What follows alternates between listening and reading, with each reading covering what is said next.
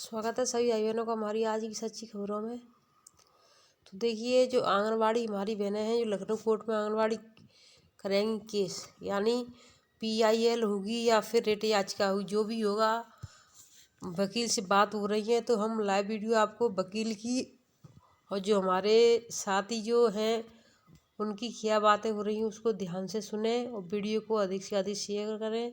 सबसे पहले खबर पाने के लिए हमारे चैनल को सब्सक्राइब जरूर करें और बेल आइकन में सबसे ऊपर वाले ऑप्शन को दबाएं, जिससे कि हम जब भी वीडियो डालें, चाहे थोड़ा 10-5 मिनट लेट हो चाहे जल्दी हो, तो हमारी नोटिफिकेशन तुरंत आपके पास पहुंचेगी।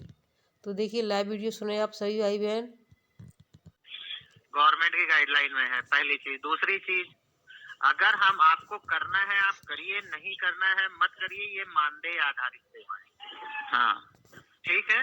उसके अपॉइंटमेंट लेटर जब आपको मिलता है, बिल्कुल सर, बिल्कुल सर, आपकी बात सत्य है। स्पष्ट शब्द में लिखा होता है कि ये कंडीशन है, जब चाहेंगे तब आपको बिना पूर्व सूचित किए हुए निकाल सकते हैं। हाँ, ये भी लिखा होता है। हाँ, तो ये एकदम स्पष्ट रूप से लिखा होता है कि ये स्पष्ट किया जाता है कि ये मानदेय आधारित सेवा है। हाँ, इस इनकी सैलरी 8 घंटे की गवर्नमेंट की गाइडलाइन में है, पहली चीज। दूसरी चीज, अगर हम आपको करना है आप करिए, नहीं करना है मत करिए, ये मानदेय आधारित सेवा है। हाँ, ठीक है। उसके अपॉइंटमेंट लेटर जब आपको मिलता है, बिल्कुल सर, बिल्कुल सर, आपकी बात सत्य है। स्पष्ट शब्द में लिखा होता है कि ये कंडीशन है, जब चाहेंगे तब आपको बिना पूर्व सूचित किए हुए निकाल सकते हैं। हाँ, ये भी लिखा होता है। हाँ, तो ये एकदम स्पष्ट रूप से लिखा होता है कि ये स्पष्ट किया जाता है कि ये मानदेय आधारित सेवा है। हाँ, ठीक है। तो आपका क्लेम इस बेसिस पे नहीं बन रहा है। हाँ, आपको क्लेम ये दिखाना है कि हमारे वर्क लोड की वजह से हमारे पर ये क्लेम बनता है।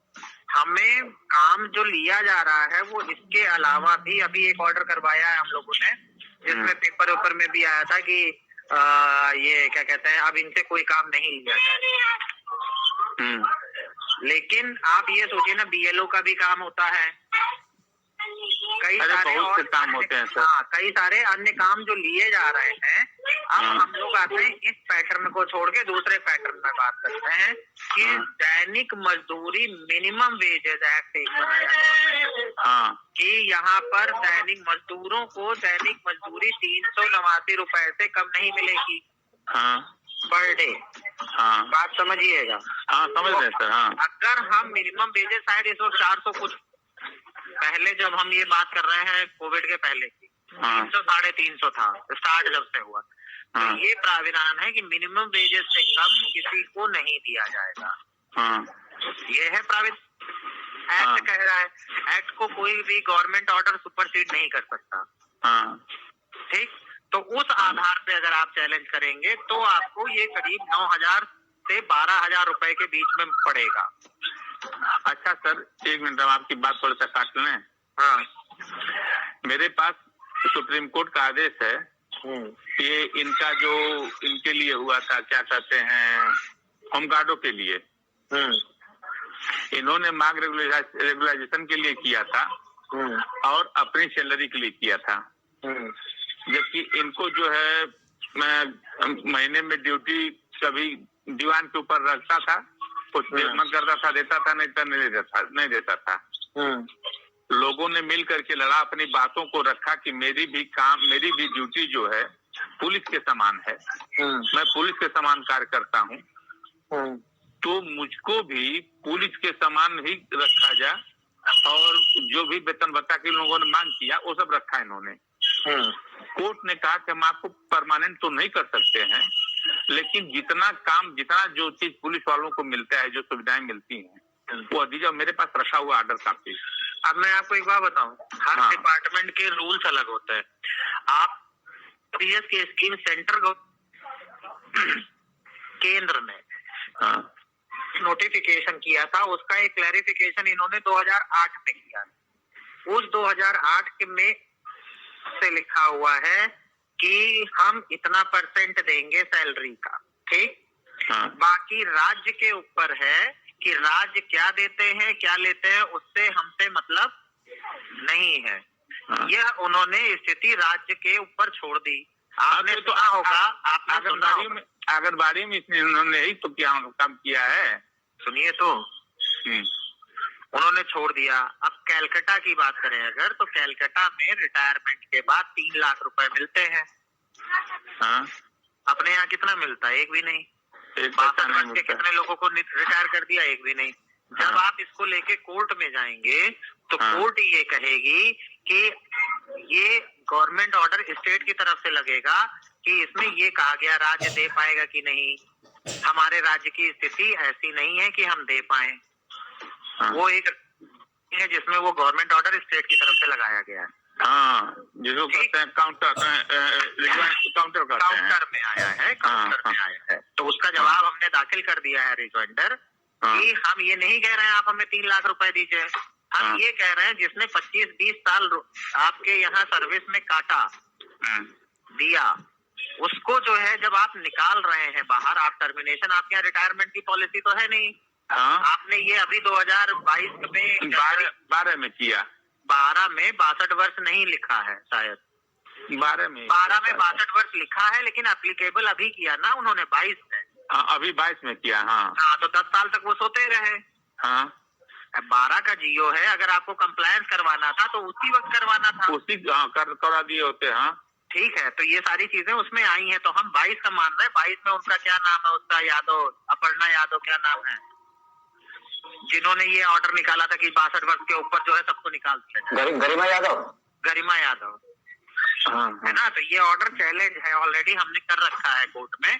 तो हम इसी तरह बता रहे हैं, हम लोग इस पे देखिए, कोर्ट को भ्रमित नहीं किया जा सकता।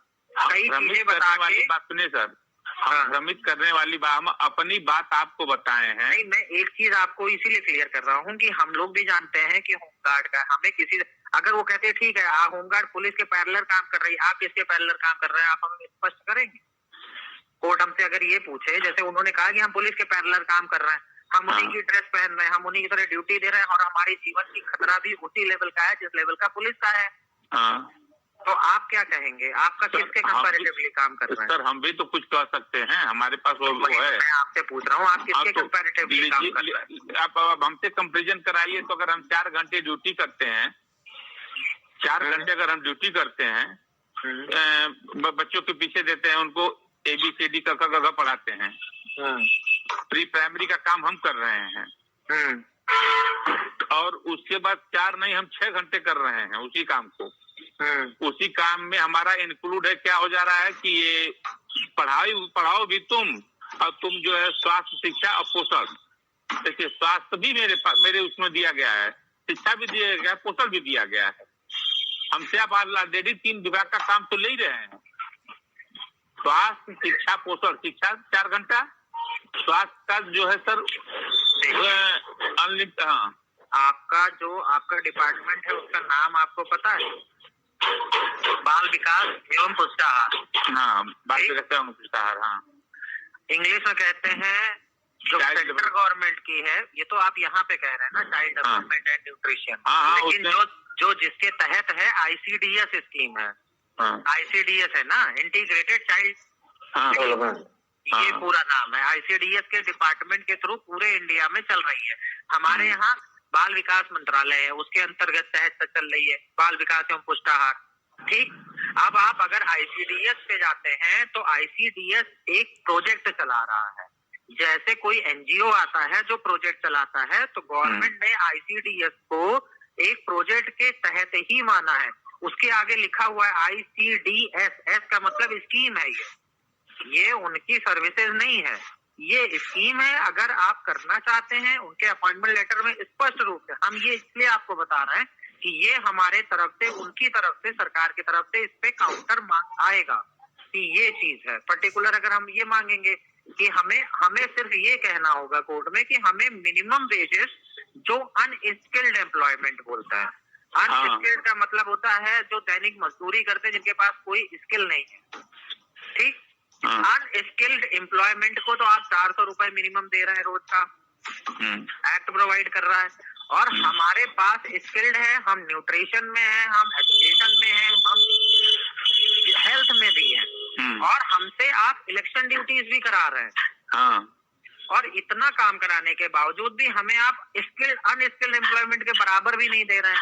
हाँ। तो इसका जवाब उनके पास नहीं होगा, नहीं है। हाँ, सिर्फ एक चीज का। बाकी वो हर चीज में आपको दबा सकते हैं।